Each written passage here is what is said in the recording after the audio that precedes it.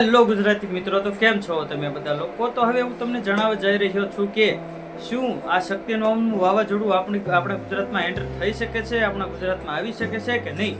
તો તે જાણવું હોય તો પ્લીઝ તમે મારી ચેનલમાં નવા હોય તો પ્લીઝ સબસ્ક્રાઇબ કરીને ઓલ નોટિફિકેશન પ્રેસ કરી દેજો, જેનાથી અપ ટુ ડેટ મારી માહિતી તમારી સુધી પહોંચતી રહે, બરોબર? મારા લાઈવ સમાચાર તમારી સુધી પહોંચતા રહે, બરોબર ને? એકદમ સાચા સમાચાર હું તમારી માટે લાવીશ, બરોબર? તમારી સમક્ષ રજૂ કરીશ. તો હવે શરૂ કરીએ કે ભાઈ શું વાવાઝોડું આવી શકે છે કે નહીં, બરોબર? તો તમે જોઈ શકો છો કે હવામાન વિભાગ દ્વારા એલર્ટ કરવામાં આવી રહ્યું છે કે ભાઈ 23, 24, 25 તારીખ દરમિયાન જેમ કે વાવાઝોડું વધી રહ્યું છે, જેમ કે સમુદ્રમાં બની રહ્યું છે, બરોબર? એ તો તમને ખ્યાલ છે.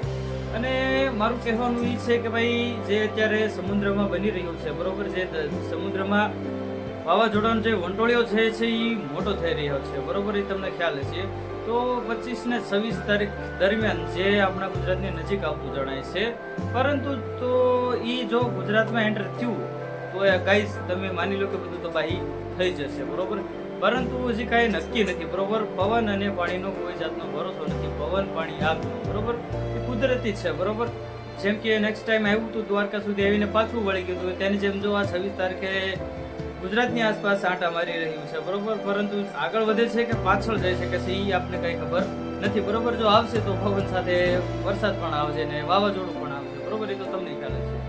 અને બીજું જે છે એ કે તો ઉપરવાળાની દયા થઈને તો તે સમુદ્રમાં સમાઈ જશે, કાં તો તે પાછું વહી જશે, બરોબર? કાં જો ગુજરાતમાં એન્ટ્રી થઈ એની તો પાછી પહોંચી શકે છે, બરોબર? એ તો તમને લોકોને ખબર હશે.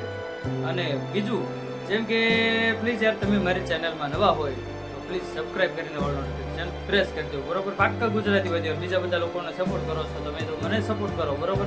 અને હું તમારી સમક્ષ આવી રહી સાચી ઇન્ફોર્મેશન લાવતો રહીશ, બરોબર? તો હું તમને એ જ જણાવવા માંગી રહ્યો છું કે ભાઈ કદાચ બહુ કંઈ પાક્કા સમાચાર નથી કે ભાઈ જો ગુજરાતમાં એન્ટર થઈ જાય, બરોબર? કે આ વાવાઝોડું ગુજરાતમાં એન્ટર થશે કે નહીં, બરોબર? તો એ આપણી ઉપર નથી, બરોબર? એ કુદરત ઉપર છે. જેમ કે હું તમને કહેતો હોઉં છું કે પેલું વાવાઝોડું એવું દ્વારકા સુધી આવીને પાછું વયું ગયું હતું, બરોબર? તેમ આવડું આ વાવાઝોડું પણ શું કહેવાય દર સમુદ્રમાં સમાઈ જાય તો આપણા નસીબ સારા છે, બરોબર? નહીંતર તબાહી મચવાની જે સંભાવના છે તે વધુ છે અને ઘણું નુકસાન પણ પહોંચી શકે છે. જેમ કે નેક્સ્ટ ટાઈમ જે થયું હતું, ઘણા વૃક્ષો પડી ગયા હતા, બરોબર? બિલ્ડિંગો પડી ગઈ હતી, ઘણા માણસોના પાકોને પણ નુકસાન થયું હતું, બરોબર? અને ઘણું જીવજંતુ પ્રાણીઓ પણ મરી ગયા હતા, બધો, બરોબર? એવું બધું ઘણું થયું હતું. તો પ્લીઝ આપણે ભગવાન એક જ દુઆ છે કે ભાઈ પ્લીઝ એ ટાઈમ જેવું આ વખતે ન થાય, બરોબર? એ તો બધા આપણે સૌ મળીને પ્રાર્થના કરીએ તો થાય, બરોબર? અને મારું તો કહેવાનું એટલું છે કે ભાઈ 26 તારીખ દરમિયાન આ વાવાઝોડું પાછું જાય છે કે આવે છે એ તો પછી આપને ખબર પડે, બરોબર? અત્યારે કોઈને કાંઈ પાક્કું કહી શકાય નહીં, બરોબર? તો પ્લીઝ યાર ગુજરાતી હોય તો મારી ચેનલને સબસ્ક્રાઇબ કરીને ઓલ નોટિફિકેશન પ્રેસ કરી દેજો, જેનાથી આવા નવા વિડીયો અને આવા નવા સમાચાર, આવા નવી ઇન્ફોર્મેશન હું તમારી સમક્ષ લાવતો રહીશ, બરોબર? તો હવે મળીએ નેક્સ્ટ વિડીયોમાં. ત્યાં સુધી જય હિન્દ, જય ભારત.